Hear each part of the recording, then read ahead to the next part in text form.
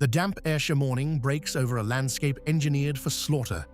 The Battle of Loudoun Hill, 1307, begins not with a clash of steel, but with a broad, iron-tipped spade slicing into wet, fibrous black peat, releasing dark pools of water as farmers transform the earth into a geometry of death. What unfolds here will determine whether a hunted outlaw king and his peasant militia can survive the professional army advancing toward them. 3,000 elite English cavalry are marching directly up the Roman road under bright yellow surcoats. The trap is set, and they are riding into the killing ground. Scotland by the dawn of 1307 is a ruined kingdom defined by absolute desperation and brutal English occupation. A heavy iron-latched wooden cage suspends from the battlements of Roxburgh Castle, swaying in the biting winter wind with a solitary Scottish noblewoman huddled inside. This public humiliation reflects the overwhelming structural force of the Plantagenet crown, which commands immense financial, administrative, and military superiority. The English army entering Ayrshire possesses a devastating numerical advantage, anchored by an elite vanguard of heavily armored knightly cavalry. This systematic deployment of overwhelming military power leaves the Scottish rebels completely isolated. The sacrilegious murder of John Comyn before the high altar in Dumfries irrevocably forces the context of the war. Robert the Bruce rejects the safety of the wild western highlands to engineer a defensive line.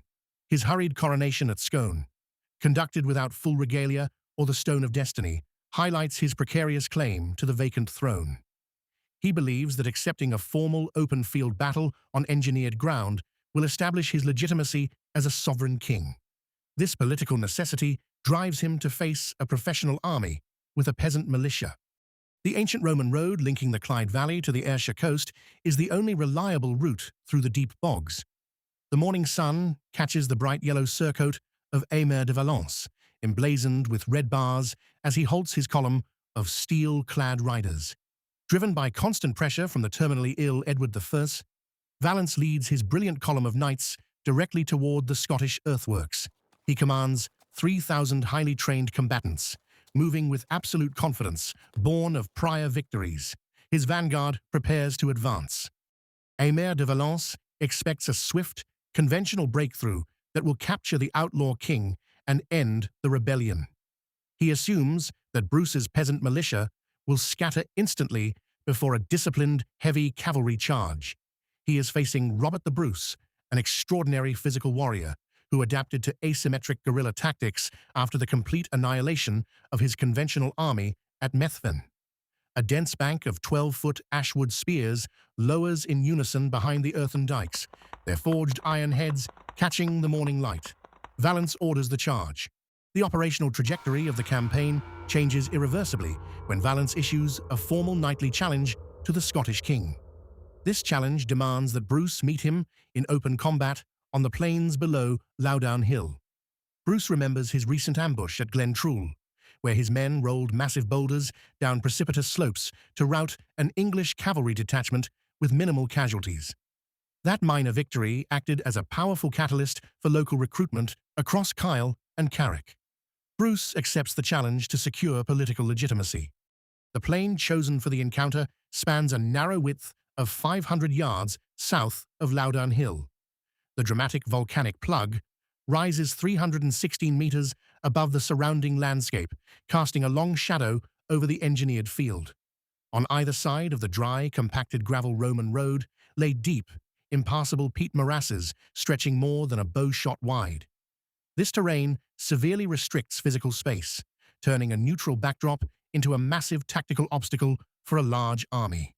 The landscape itself is transformed into a weapon. Bruce arrives at the battlefield days before the English column, giving his force ample time to sculpt the ground. Rectilinear blocks of 600 spearmen stand shoulder to shoulder behind defensive earthen breastworks, bracing 12-foot pikes firmly against the damp clay. In an act of clever tactical deception, Bruce places his poorly armed camp followers and baggage handlers on the high slopes of the volcanic crag. From the eastern approach, this arrangement gives the illusion of a massive Scottish reserve holding the high ground. The deceptive trap awaits its target. The opening exchange of missile fire fails to dislodge the hidden Scottish defenders. Thousands of English longbow arrows strike the damp clay embankments or fly harmlessly over the heads of the crouching spearmen. Impatient under the pressure of his knightly peers, Valence orders his heavy cavalry vanguard forward along the Roman road. The massive vanguard exerts immense physical pressure at the narrow gap, threatening to overlap the first trench entirely. Bruce's plan for a static defensive line collapses under this thundering weight. The momentum becomes entirely irreversible as the thundering mass of horses and steel converges on the bottleneck. A massive 1,500-pound destrier crashes chest-first into the muddy trench, its iron-shod hooves flailing wildly against the crumbling clay wall. The leading ranks plunge into the hidden trap in a cascading chain. Horse after horse, rider after rider, unable to stop or turn. Trapped within the narrow funnel, the knights lose all speed and maneuverability under the crushing weight of their own charge. The entire vanguard is thrown into chaotic disarray before a single Scottish spear strikes home. The parallel ditches systematically strip the superior English cavalry force of its primary shock power. Polished bassinets and interlocked chainmail hauberks press tightly against each other as the flanking peat bogs physically compress the 300-yard front into 90 meters. Rather than crashing into the Scots in a unified wave, the riders form a congested, disorganized column. The engineered restriction forces the rear ranks to push blindly against the stalled horses in front. This structural bottleneck completely neutralizes Valence's numerical advantage. Valence expects his massive secondary forces to eventually overwhelm the narrow earthworks through sheer physical weight. A chaotic pile of thrashing horses and trapped men screams in the muck as more riders are propelled into the ditch. The sheer physical density of the dead and dying animals creates a mounting obstacle that threatens to stall both sides. The front ranks of the Scottish shiltrons feel the immense pressure of thousands of men pushing forward behind the gap. The defensive line begins to buckle. Robert the Bruce tracks the chaotic congestion from behind his defensive earthworks with absolute operational clarity. Forged iron leaf-shaped spearheads thrust directly into the unarmored underbellies and chests of the thrashing destriers, maddening the mounts with pain.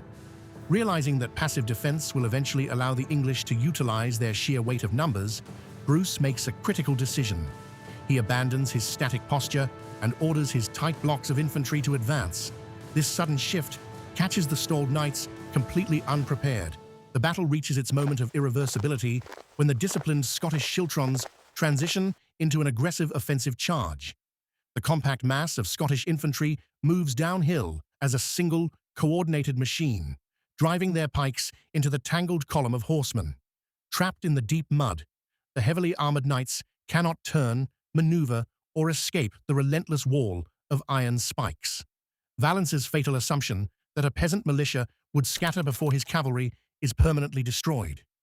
The elite vanguard is systematically slaughtered on the unfavorable ground. Within minutes, the vaunted discipline of the English Royal Army dissolves into absolute psychological panic. Elite horsemen turn their mounts back down the gravel Roman highway in a desperate bid to escape the closing trap. The secondary cavalry squadrons and infantry, who have not even engaged, watch in horror as their vanguard is annihilated before them. The realization that they are trapped in an engineered killing ground spreads rapidly through the rear ranks. The entire English column begins to break.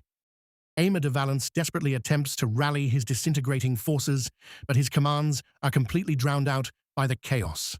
Waving his gloved hand amidst the screaming rout, the Earl of Pembroke realizes that his army is utterly broken.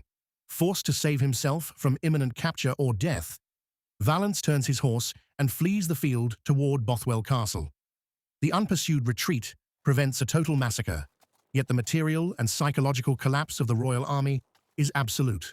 This unexpected defeat shatters the myth of knightly invincibility.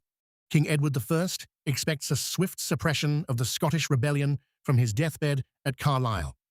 The heavy iron Great Seal of England is pressed into hot red wax on documents as the dying monarch learns of Valence's total defeat.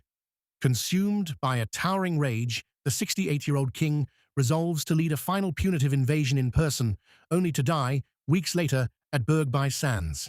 His passing removes the most formidable enemy Scotland has ever faced. The Battle of Loudoun Hill 1307 has reshaped the realm. How does an excommunicated, landless fugitive successfully convince local farmers and shepherds to stand against the most professional army in Christendom? Under a grey northern sky, these ordinary men from Kyle and Carrick clutch crude ashwood spears against a glittering wall of knightly steel. Their willingness to trust Bruce's engineered landscape reveals a profound psychological shift among the Scottish population. They no longer fight for feudal obligations, but for a sovereign identity forged in the mud of Ayrshire. A deeper national consciousness is awakening. Will the unexpected passing of the formidable Edward I provide Robert the Bruce with the strategic breathing room he needs to unite his fractured kingdom?